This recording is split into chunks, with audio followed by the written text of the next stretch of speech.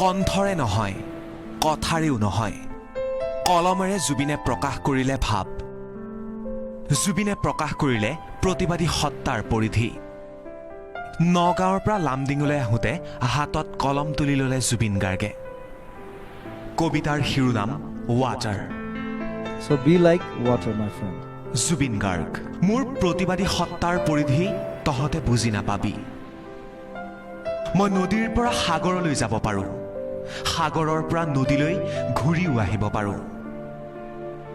মাথো মোৰ ৰং সলনি হ'ব, পানীৰ সোৱাদ সলনি হ'ব। পাৰে পাৰে এৰি থৈ যাম অকল বালি,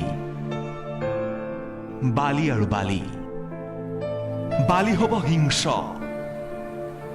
ঠাণ্ডাত শুকাই নিব তোৰ তেজ, গৰমত উখহাই দিব তোৰ দুভৰি।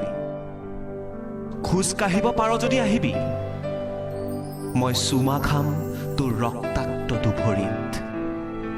B water, be shapeless. 20/5/2018।